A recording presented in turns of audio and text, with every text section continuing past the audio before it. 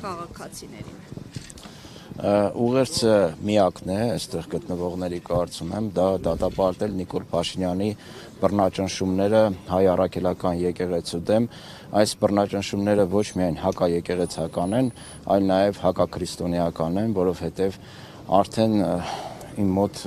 կասկածներ չի հարուցում այն, որ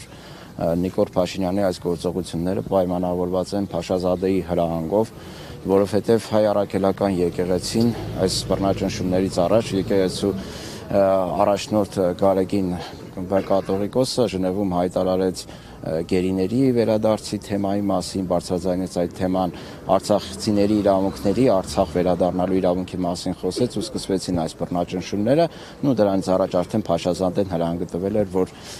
եկեղեցին պետք է կարգի հրավիրվի, մեղմ ասած, ու Նիկոլ Փաշինյանը լծված է այդ գործին, Նիկոլ Փաշինյանը ինչու եկեղեցու դեմ, որովհետև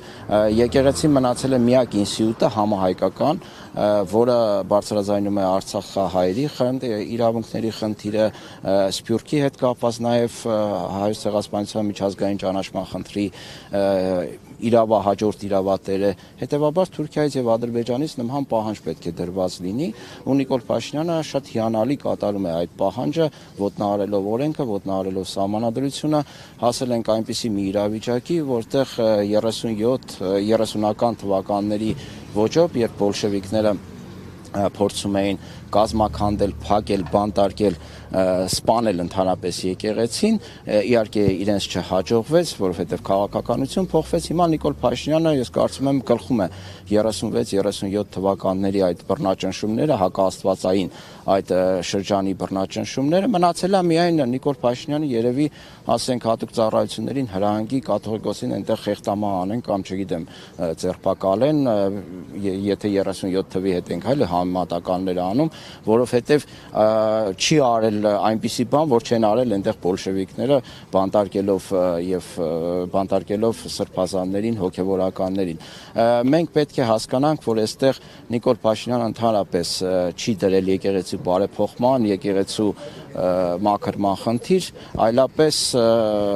մենք չենք տեսնի իր կողքին հայտնի եպիսկոպոսներին, հատկապես Կճոյանին, որը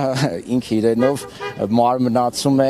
այն արատների, որի մասին խոսում է Նիկոլ Փաշինյանը, եկեղեցու եւ սրբազանների հետ կապված, անգամ իր հայտարարությունները կան, ազգային ժողովում Բենթլի Սամո հաշվետվություն է պահանջում։ Ես ուզում եմ Նիկոլ Փաշինյանին հարցրել, արդյոք դուք այդ հանդիպման ժամանակ քո ասած Բենթլի Սամոյից հաշվետվություն պահանջել եք իր Բենթլիի հետ կապված, օֆշորային սկանդալի հետ կապված, Կճոյանով ես ուզում բարեփոխել հայ առաքելական եկեղեցին, այսինքն սա խեղ կատակություն է եւ Արշակ Սրբազանի ձերբակալությունը լրիվ 37 թվականի մատնության տրամաբանության շրջանակներում է, ինչ որ մեկը 7 տարի առաջ տեղի ունեցած դեպքի հետ կապված, ես իմիշ մատնություն է տալիս, 7 տարի հետո գալիս է մարդ եք ձերբակալում։ Ես հիշում եմ նախորդ տարի համահեղինակել էիք մի ֆիլմ, որտեղ ներկայացվում էր նաև մեր աղետների պատճառը, անմիաբանությունը, նաև անտարբերությունը կատարվողի հանդեպ, ինչու չստացվեց պատմության ընթացքը փոխել, եթե դասեր ունեինք ու այդ դասերից տեղյակ էին տարբեր շրջանակներ։ Գիտեք, այդ առումով շատ դժվար է ասել, նախ միաբանությունը ես կարծում եմ այդքան էլ տեղին չէ սպարակայում, որովհետև երբեք էլ միաբան չեն եղել, ոչ միտեղ միաբանություն առանձնապես չկա, բայց հասարակության մի ստվար հատված միավոր նույն Սարդարապետի ժամանակ միասնություն չի եղել, բայց գալիս է մի պահ, որ ազգի մեծամասնությունը առողջանում է եւ սկսում է դիմադրություն ցույց տալ, ու կարծում եմ, որ հիմա սահմանավորվում է այդ գործընթացը եւ Նիկոլ Փաշինյանը հենց դրանից է վախենում, որովհետեւ սա նման է հուսահատ քայլի Նիկոլ Փաշինյանի կողմից, որովհետև հասկանում է, որ այդ կոնսոլիդացիան միավորում կոչված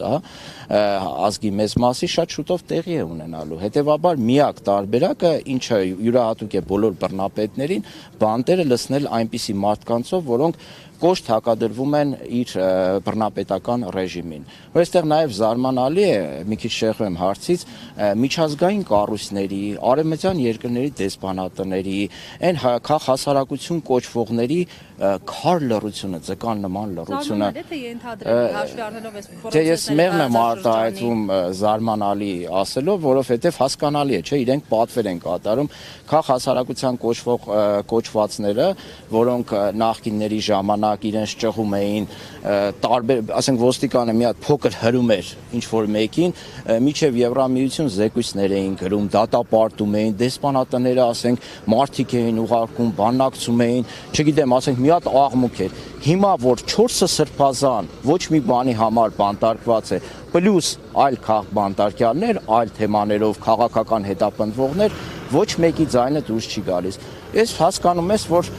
սա իրականում մեծ պատվեր է եւ այս պատվերը սպասարկում են նաեւ այդ կառույցները, այդ քաղաքացիություն կոչվածը, նաեւ արևմտյան երկրների այդ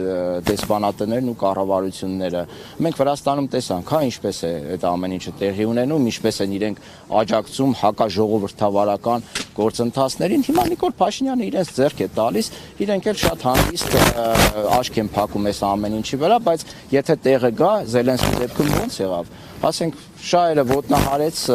իրենց ներկայացրած մի անգամից շուտ կոռուպցիոն սկանդալ բան եղավ ի հայտ եկավ։ Հիմա Նիկոլ Փաշինյանի պարագայում նույնն է։ Հենց սկսի